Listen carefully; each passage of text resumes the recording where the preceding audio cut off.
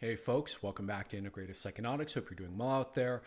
In today's video, we're going to be discussing a short, sweet synopsis here of a very important idea, which is taking into consideration your trauma response style and how that feeds back into the kind of healing work you need to do, how you need to approach that healing work, how this feeds back into your personal development journey overall. This is something I've been thinking about for a while, and I don't think I've really discussed on the channel, but it's very important. So if you want to know more, please join me. And obviously we have a bit of catch up to do here as well about the new environment around me. So let's talk about it. All right, so obviously a little bit of updates are in order here, and I'd love to give a little context to you guys before we get into the main topic here. So obviously I'm in a different environment than you normally watch me in, and that's because while you've been watching videos over the last week or so, I've been moving to Colorado, to the Denver area. And so now I'm here and I'm filming currently in the kitchen of the Airbnb I'm staying in. And so you're going to be seeing different backgrounds from me for probably the next couple months while I make content out of Airbnbs as I kind of move around different areas and figure out where I want to kind of plant roots and kind of get oriented to Colorado overall. So far it's been an awesome transition. I'm happy to be here, already making connections with really amazing people in the therapy community here and similar, kindred spirits, shall we say. And happy to be here. I love the weather. I love the land. The people seem great. I'm stoked. So anyways, that's kind of the update there. You'll be seeing more of that. Because of that, I am a little bit out of sorts right now in the sense that, I'm not as grounded and focused just on work. I've kind of been focusing more on my clients, less on the channel, and focusing more on, just logistics of the move. So my apologies. Today's video is going to be a little bit more off the cuff and a little bit less focused and coherent and grounded.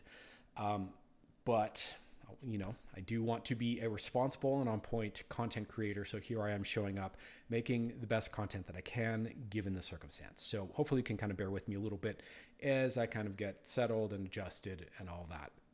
Like I said in the recent kind of New Year's update video, I've got tons of content on the way here that I'm super excited for you guys. And I guess the other update before we get into that is, of course, while I'm also, tending to my clients and getting settled here in Colorado, I'm also wrapping up the guided mystical experience course, which should be out shortly.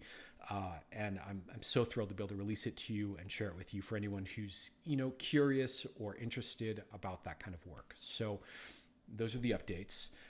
In terms of the content that we're going to be talking about today, I just want to kind of frame this a little bit.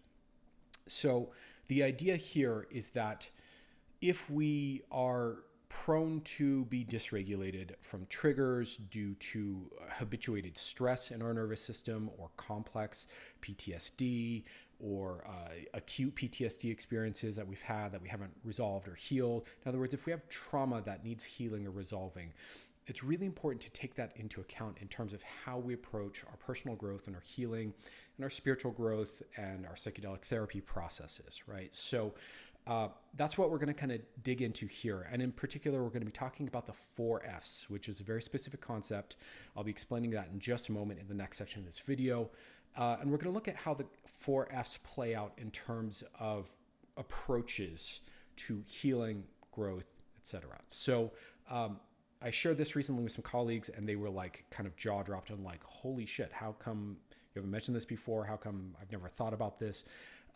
And this is just one of these ideas that's kind of popped into my head over the last few years that I've been kind of meaning to talk about and really deserves a deeper exploration. But for today's purposes, I want to at least start to get this idea, the seed of an idea planted in your mind for you to start thinking about how your trauma response style impacts your kind of healing and progression forward. So let's talk about the 4Fs, and then I'll kind of unpack that a little bit here, and that'll be the video. Okay, so in the trauma work therapy world, in the complex PTSD world, some of you may already be familiar with a book. Some of you may not yet be familiar with this, called Complex PTSD From Coping to Thriving. I believe that's the title, by Pete Walker. It's considered to be a pretty essential read for anyone on the kind of self-healing of complex PTSD journey. I read it many, many years ago. And in this book, he talks about a lot of different aspects of this experience and this process of healing complex trauma and what we've been through. And one of the core things that you'll see tons of videos on if you search this term on YouTube that he lays out in the book is this idea of the 4 F's of trauma response, right? And so the 4 F's are fight, of course, flight, of course, we all know fight or flight, right? Freeze, right, would be the third one, and fawn, F-A-W-N, fawn being the fourth. And these are essentially kind of automatic, instinctual trauma response styles that I don't think we know a whole lot about exactly why different people end up with different trauma response styles, but my guess is it's maybe a tendency or an automatic decision that the nervous system makes in a moment of stress and then learns that that works and then kind of repeats. But essentially, these are styles of responding to trauma or traumatic stress or stressful situations. One of the things I think is useful to understand here is that trauma, essentially, as we know it, outside of the acute traumatic moment, when you're talking about trauma patterns and trauma responses and triggers and all of that, really what it is stored, accumulated stress in the body and in the nervous system, right? So we can kind of swap the word trauma, if we're talking about trauma responses and trauma response styles, with stress, right? So when you're stressed, what is your stress response style out of these 4 F's, if you want to think of it that way? What's the one you're more likely to go to, right? So we have fight, flight, freeze, and fawn. So let me just explain what each of those is really quick, and then we can kind of unpack in the next section, how this plays out in terms of strategizing how we heal, right? So fight is pretty self-evident. When people get stressed, again, triggered, some people have a tendency to fight back. So this could be literally to, be physically in an altercation or to get physically violent or aggressive. But often this is more like arguing, protesting, pushing back, taking control of a situation. Being very vocal about complaints, being very resistant to things, very directly oppositional, this kind of a thing. This is all well within the kind of fight response territory here. And again, this is an automatic nervous system figured it out, bottom up, stress response, trauma response style that some people develop, right? The next one, of course, is flight. And in my experience, this is probably the most common, would be my guess.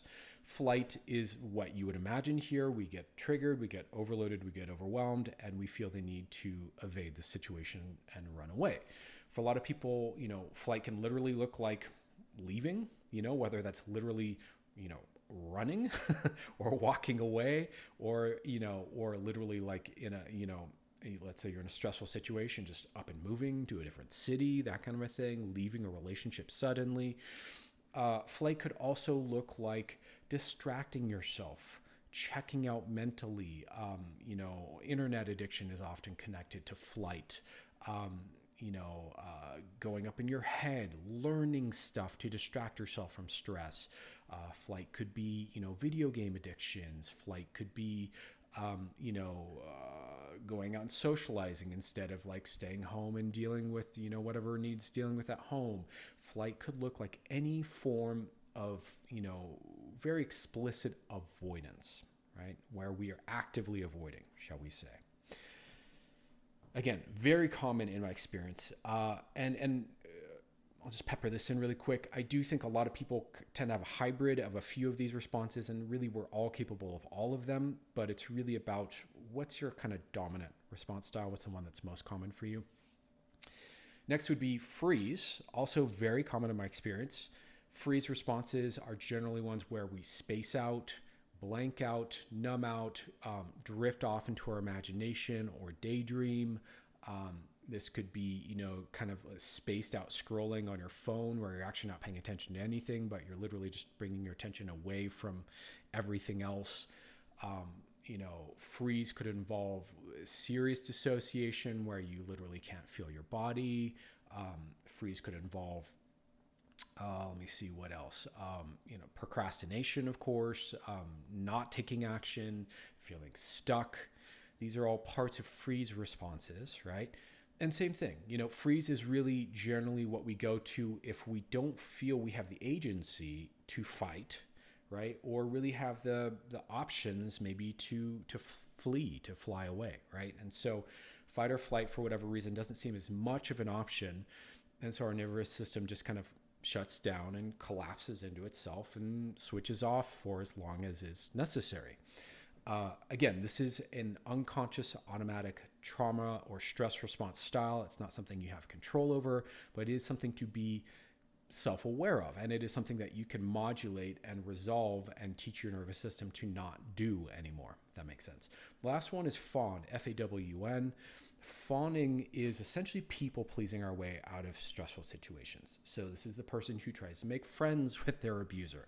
This is the person who tries to negotiate or debate their way out of a tough situation by being friendly and easy and compliant and nice. This is the person who wants to placate and is insincere about what they really need or want, but is just trying to put on a pretty face for others or a pleasing face for others to kind of, wiggle their way out of the situation without any major conflict. Obviously with fawn types, there's a major need to avoid confrontation and direct conflict, which is kind of, in a certain sense, the polarity to the fight type, for example. People pleasing is shockingly common. I have my own thoughts as to why that's the case. And so this is also a very, very common trauma response style that we see. So again, just to kind of wrap up this section, then we'll unpack this a little bit here. And that'll be the video. We have 4 Fs here, the 4 F types that are, you could think of them as trauma response styles or stress response styles, right?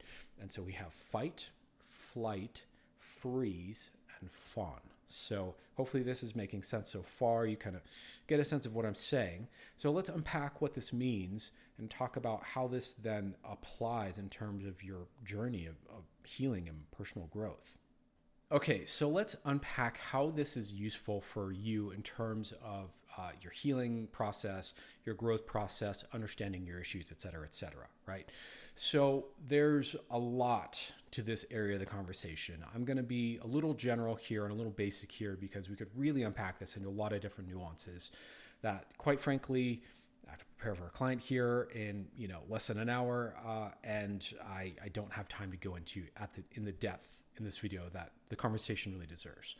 But the first obvious thing I think we could say about this is that for a lot of us, the issues that we're dealing with, right, are really wrapped up in our trauma response style, or at least most superficially, I think we could say. I think at a deeper level, our trauma response style or our stress response style is a defense or cover-up or a layer that covers over perhaps a more deep unresolved question or vulnerability or issue or memory or fear or what have you that's more directly connected to the trauma, right? But more superficially, what we usually know our problem is, I'm stuck in life, I'm procrastinating, I have really, really tumultuous relationships with people, I'm always getting in arguments, I can't seem to stick through with anything, and I'm always rage quitting everything before I can kind of, get through and get success, et cetera, right? A lot of the kind of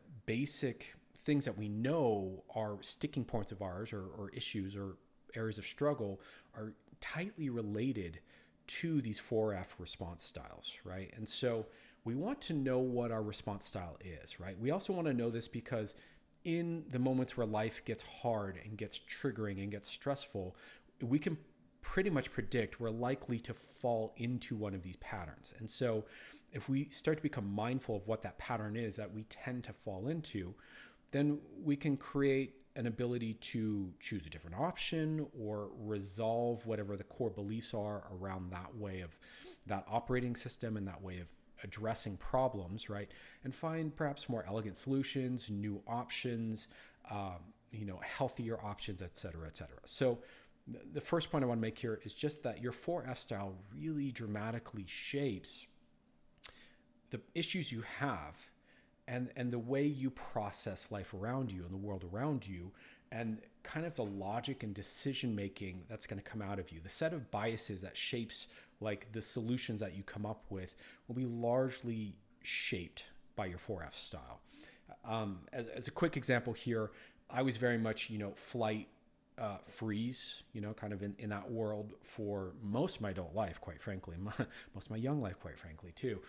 And for me, because of that, when things got hard, what I lacked was a certain amount of initiative, assertiveness, decision-making, self-advocacy, these kinds of things that are more connected to perhaps, let's say, the fight type that was very deficient for me for a long time.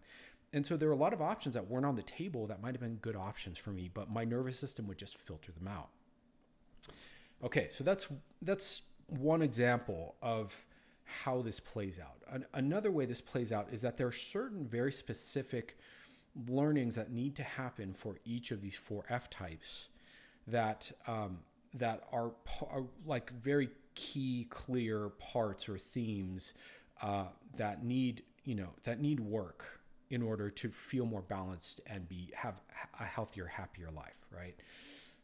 The other thing with the 4Fs is this is all upstream in your nervous system, let's say, of, again, decision-making, cognition, what kind of emotions arise in you, the patterns that play out, right? The abilities you think you have or don't have, right? So you don't really know what you're capable of. You don't know, what else you can do. You don't know what other options you're not seeing until you start to regulate and soothe and balance out the stress response style. Because again, while this is adaptive, in the moment to have this 4F style, whatever it is for you, in the big picture, it becomes maladaptive for you in the sense that if that's the only way that you have to respond to stressful moments in life, you're very limited in your range and your scope and your ability to problem solve, essentially. And so with that being the case, it's better to regulate that rather than assume this is how I am, right? Rather than assuming this is your character, that you're always a fight type or you're always a flight type, right? Instead of assuming that, assume that that's just, that's an automatic response that your nervous system generated that you've then built an identity around, but you don't have to keep your identity built around that. And if you're able to regulate this and soothe whatever that original stress is, there's less need to go back to that pattern over and over and over. So, another thing about this, again, is just recognizing that this 4F type is upstream in your nervous system. It's closer to the core of your nervous system, let's say, and therefore it becomes a filter through which so much of your belief systems and your decision making and et cetera, is downstream from this filter, right? So if we can fix that filter, this opens up a huge range of possibilities for you and makes personal growth, personal development, goal achievement, exploring, who you can be and optimizing and kind of like expanding your capacity so much easier. The thing is, from a nervous system point of view, safety first. That's just kind of biology, 101. And so when we are not feeling safe, our system's going to go back to that 4F point over and over and over as a pattern. And then that becomes this limiting kind of bottleneck that unless we solve that, everything that comes out of that looks and feels a certain way. What else do I want to say about the 4Fs here in terms of implications? So in other words, what I'm saying here is personal development and all the things you want, the money, the dating life, the social life, the feeling like an adult, the whatever it is, all of that becomes so much easier to achieve if you've really addressed your 4F type and regulated and soothed that, right? Let me see, what else do I want to say about 4F types here before we go?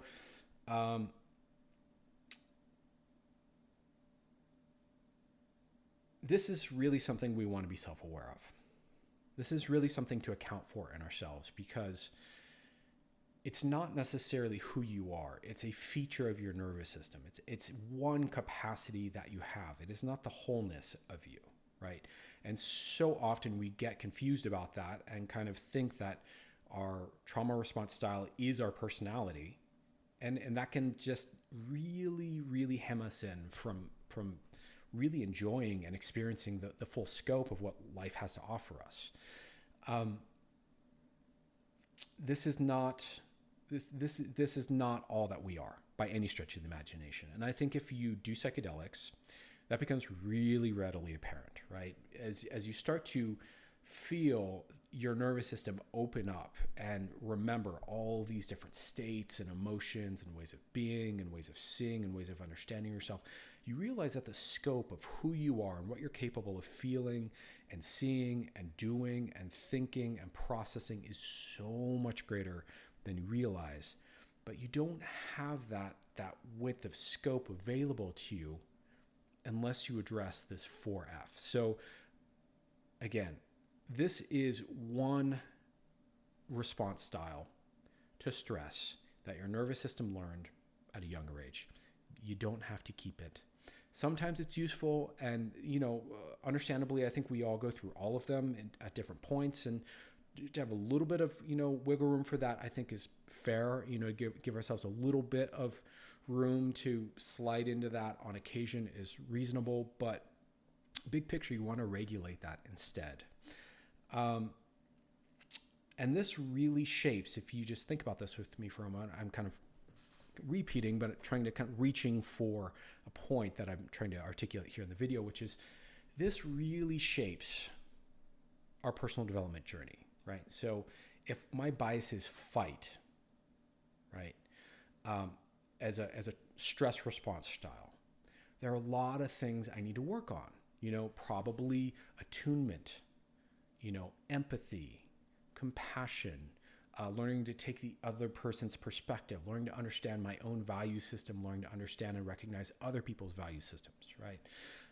Learning to be mindful of when I escalate something and do it consciously and intentionally rather than unconsciously and unintentionally. Being mindful of other people's tolerance for conflict versus my own, which there may be a big gap between what I'm comfortable with and what they're comfortable with, right? With the flight types, right? Learning how to not be avoidant, learning how to be present with things, compassionately, unconditionally, right? Learning how to become more curious of things rather than, dismissive of things. Learning how to feel safe in the presence of challenge, right? That's really important. And that translates over into so many aspects of personal growth, right? With the freeze types, right? Learning how to connect to these places in yourself where you're freezing, right? Learning how to regulate and get connection, learning how to feel again and feel safe again, right? Learning how to access the depth of what's there for you. And again, be with that unconditionally and feel safe with that and feel comfortable with that. Will bring back an amazing, a shocking amount of aliveness and life force and energy and focus and warmth and presence. I hear this over and over from my clients, so I know this is really true. With the fawn types, right? Learning how to not pay attention to others and let your attention go outward, but let your attention go inward to what's real for you, what's authentic for you, what's meaningful to you, what is your value system in the moment, learning how to not self-abandon, right? Learning how to stand in your own body and be connected to that and feel okay about that, right? That's a huge piece of the work for a fawn type. That's not so much a huge piece of the work for a fight type necessarily, right?